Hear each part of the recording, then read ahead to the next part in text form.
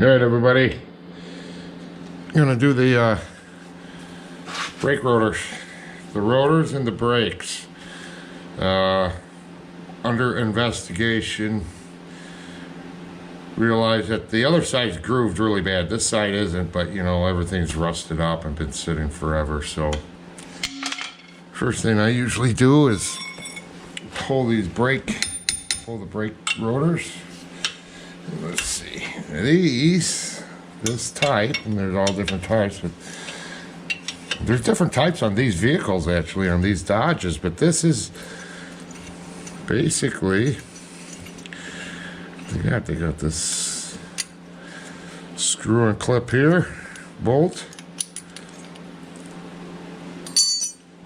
and here too. This one looks like it's been done recently. I mean, compared to the other side, it hasn't been done in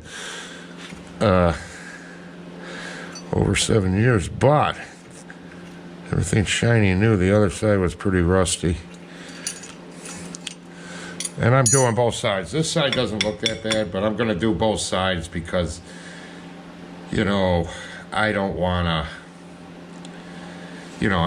half new parts on one, especially with handling and stuff like that. So basically, these type, you know, I compress it a little bit with the pry bar, but this will just pry back after you pull them two nuts off, just like that. Actually, look at, there's a bug in there.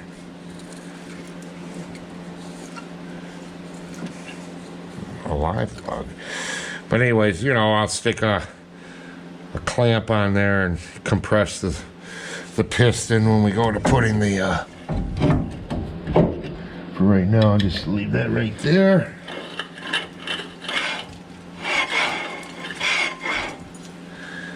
Okay, that comes out the back.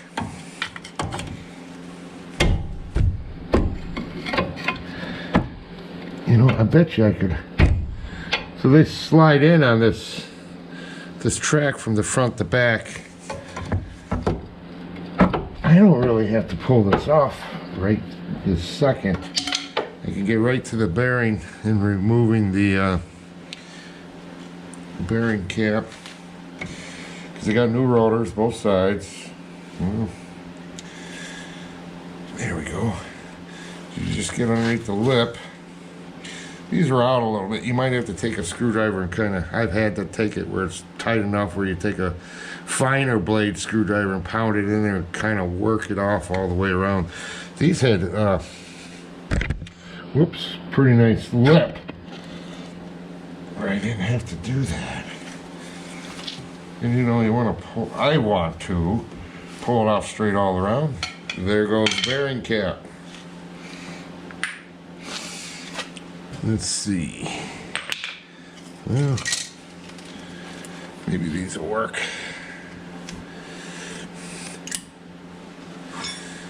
Take the cotter key.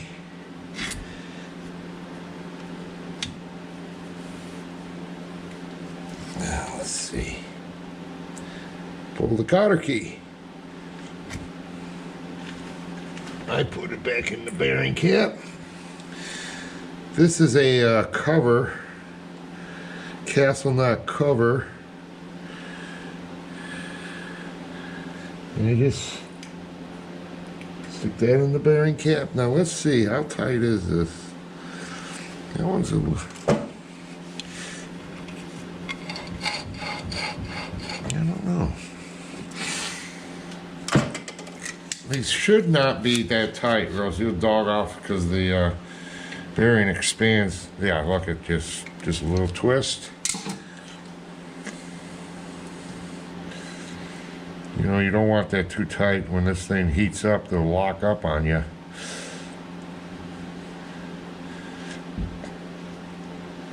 Roll the nut off.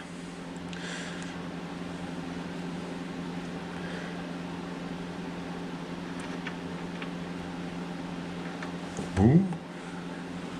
Boom. washer in there, a slotted washer. See a little tang on there to hook into there, hook into that slot. There's my bearing cap. I got all that in one place. I'm going to put it over here in a safe spot so I don't kick it across the garage floor. Here is the outer bearing. Doesn't seem bad. Okay, I'll set that right there for a second.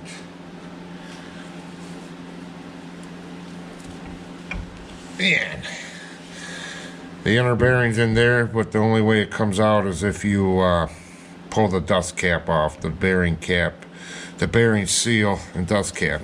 We'll do that all inside. So, look at this. That is the ABS sensor. And this, let's get this off now. I don't know which way to go with it, really.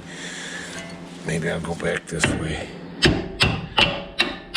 There, done.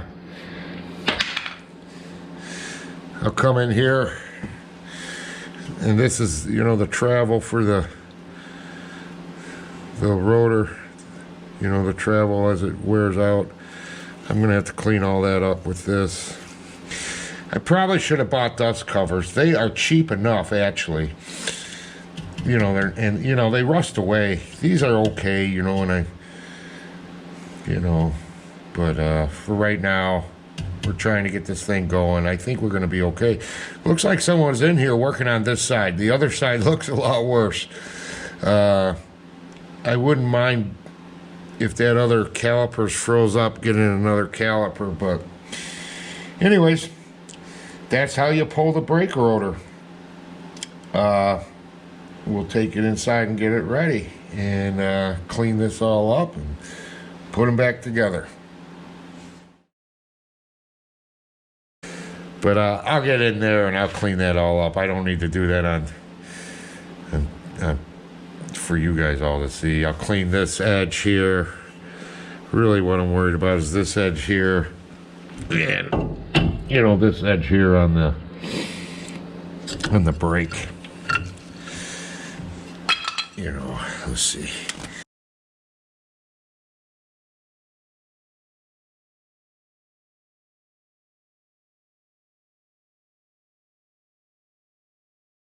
And I use brake caliper grease.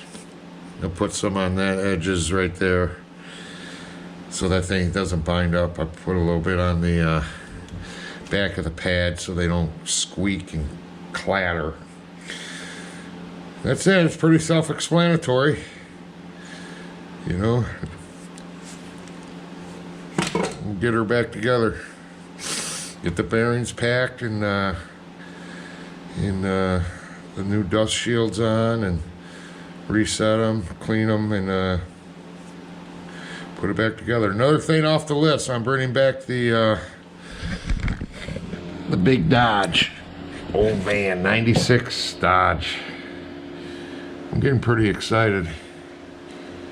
You know, project took a little longer than I thought, you know, getting it back running, but you know, that's okay.